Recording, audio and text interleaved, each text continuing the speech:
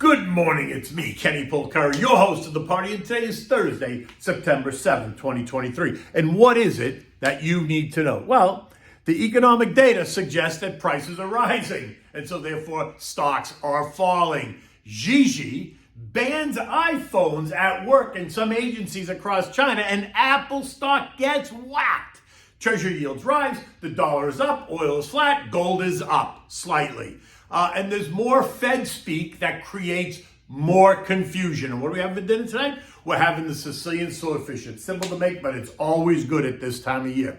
All right, so Tuesday it was all about oil, rising oil prices, the dollar, treasury yields that all spiked higher, which sent gold and stocks lower. Yesterday, it was all that plus new hot economic data. The ISM Services PMI rose to 54.5. That was up from 52.7 and well ahead of the estimate of 52.5. And the key metric that I pointed out yesterday was the prices paid component, which also rose, coming in at 58.9 versus last month's 56.8. The prices paid component is exactly what it sounds like. The price that you will end up paying for services, and that number went up. So can you guess what that means? It means the expectation is that prices are not going down, right? So you have to think inflationary pressure.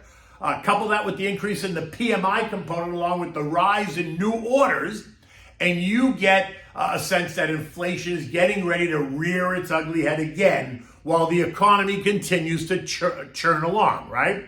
And that speaks directly to what the Fed has to consider or reconsider when they meet on the 19th and 20th of this month. My good friend Quincy Crosby, right, Chief Global Strategist at AAPL, had this to say yesterday about the ISM report.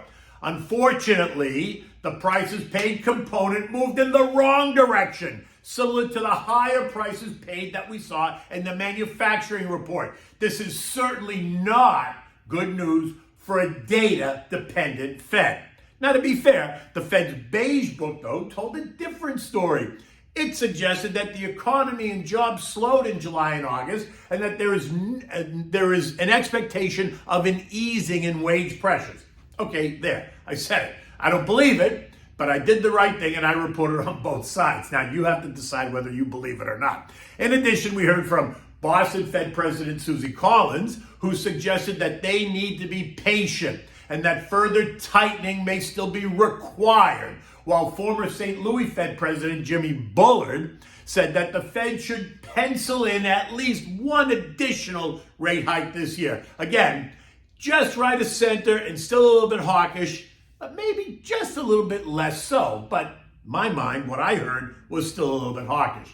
And stocks retreated. My guess is that investors didn't really believe that either. The Dow gave up another 200 points or 0.6%. The S&P lost double what it lost on Tuesday, falling 32 points or 0.7. The Nasdaq gave up 14 times more than it did on Tuesday, falling 150 points or 1.1%. The Russell gave back 6 points, or 0.3%. Remember, that one was down over 2% on Tuesday. And the transports took another hit, falling 115 points, or 0.7%. And as you would expect, all of this pushed Treasury yields even higher on the speculation that the Fed will not only raise rates, but hold them there for longer. The 2-year ended the day just over 5%, while the 10-year kissed 4.3% before backing off to end the day at 4.275. The 3- and 6-month bills continue to yield 5.5 and 5.552% respectively. Fed fund futures, though, continue to suggest that there's only a 7% chance of a September rate hike. But there's now a 60% chance of a November hike. I think a pause in September versus November is going to be a decision that the Fed regrets. I said that yesterday. I said it again with Liz Clayman yesterday. I was on TV with her. You can find the clip on my Twitter, at Kenny Polcari. Now, let's not misinterpret this. While I, too, wish that this chapter would come to an end, my sense is that it is not. And I'm playing defense as we move through September and October. Recall yesterday I said that if they pause now and then raised in November, they would most likely kill an end-of-the-year rally, as it would be clear that they made a mistake, right? And that would leave the December meeting which is on December 13th. That would leave that meeting in play. Now, that meeting comes just one day after the November CPI read and on the same day as the November PPI read, right? Now, it's all sure to be a very exciting time. So this is not the time to fall asleep over the next 4 months. Apple was the story of the day yesterday. The stock lost 3.6% or $6.80 a share to end the day at $182.91. Xi announces that he is banning the use of iPhones for all Chinese agencies while at work, saying that China seeks to cut the country's reliance on foreign technology. Now that's comical. Foreign technology, is that what he said? You can't do business in China without the Chinese owning a majority stake in the business. They steal the IP and the technology. So don't tell me you didn't know that. I mean, it's comical, but investors didn't like it. And just think what Gigi could say next, right? Suddenly he's going to ban the use of an iPhone in public, and then he's going to ban the use of it at home. And then if you get caught with one, then there's going to be the firing squad. I mean, I know that's a bit dramatic, I get it, but it is China. And in the end, Apple is a Dow stock, an S&P stock, and a NASDAQ stock. So as Apple goes, so go the indexes, capiche? When Apple rallies, so will the indexes. Now, this isn't brain surgery. Now, this morning, Apple stock is down nearly another 3% in the pre-market. It's quoted in trading down at $178. Now, only 2 of the 11 sectors were up yesterday. Utilities were up 0.2%, right? Remember, it's down 12% year to date, while energy showed a very slight increase of just under 1%, and 0.1%. And the contra trades were up. The DOG was up 0.6. The SH was up 0.6. The PSQ was up 0.8. And the VIXI was up 1.6%. These are the ones that you buy to protect yourself from a decline. They are short-term trades. They're not long-term holdings. And if you wanted to lever up, then you have to look at the SPSX, which is the Direction 3 times levered inverse ETF. It gets you short the S&P times 3. And that was up 2%, right? Now, the S&P was down 0.7, so up 2% makes sense. Now, the SPXL, which gets you long the S&P times 3, was down 2%, and that makes sense as well. The VIX, which is the fear index, did rise by 3.2% yesterday after being up as much as 9% earlier in the day as traders tried to price in what comes next. Now, most everything else was lower, with the broader tech XLK taking the lead, down 1.1%. Although disruptive tech, the ARC, was up 0.4, right? Roku was a big part of that. It was up 3% yesterday. Now, if you look further, we saw airlines down 1.3%, semis were down 0.7, the growth trade, SPYG, down 1%, metals and miners down 0.7, aerospace and defense down 1.3%, which makes no sense to me at all, but that's another conversation.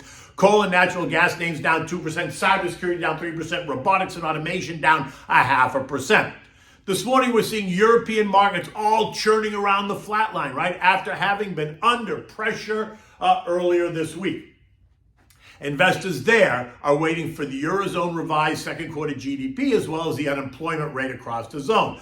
By now, you know that Germany is heading for a recession before year end as both manufacturing and services decline. High energy prices and a weaker China being blamed for their tough times. Analysts, though, do not expect the recession to last very long. The IFO Institute is forecasting a contraction this year of 0.4% for 2023 and a 1.4% increase in 2024. At 7 o'clock this morning, the markets across the zone were either, somewhere down 0.1% to plus 0.3%. So right around the flat line.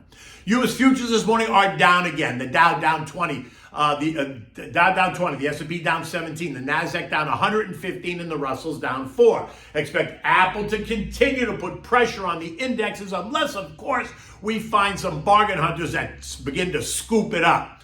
The action yesterday took the stock down and through short-term trend line, leaving it resting right on the intermediate-term trend line at 181. A failure to hold at 181 could see us test the August low of 171 fairly quickly.